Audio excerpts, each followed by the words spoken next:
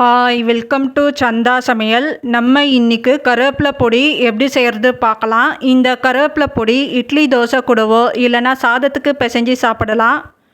ஒரு கைப்பிடி அளவு கருவேப்பிலை வாஷ் பண்ணிவிட்டு நல்லா ஈரம் போக காய வச்சு எடுத்திருக்கேன்.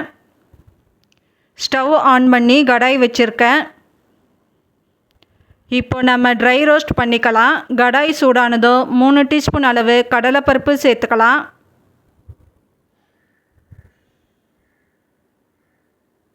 உளுத்தம்பருப்பு 3 டீஸ்பூன் அளவு சேர்த்துக்கலாம்.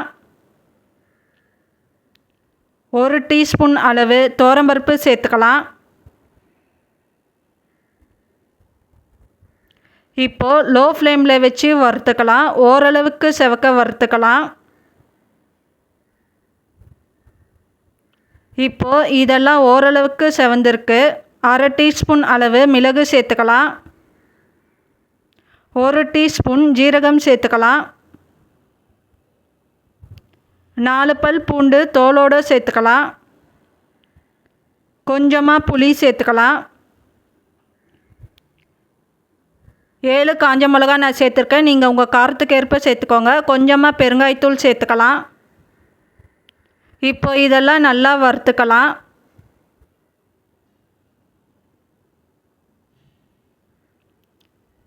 இப்போ இதெல்லாம் வறுபட்டிருக்கு. பிளேட்டுக்கு மாற்றிக்கலாம்.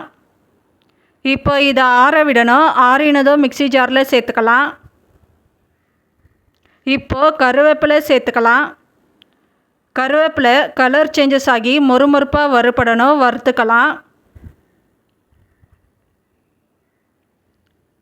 இப்போது வறுபட்டிருக்கு. ஸ்டவ் ஆஃப் பண்ணிடலாம். இப்போ பிளேட்டுக்கு மாற்றிருக்கேன். ஆற விடணும். இப்போ மிக்ஸி ஜாரில் வறுத்தது எல்லாம் ஆறுனதுக்கப்புறம் சேர்த்துருக்கேன். உப்பு தேவையான அளவு சேர்த்துக்கலாம். இப்போ நைஸாக அரைச்சி எடுத்துக்கலாம்.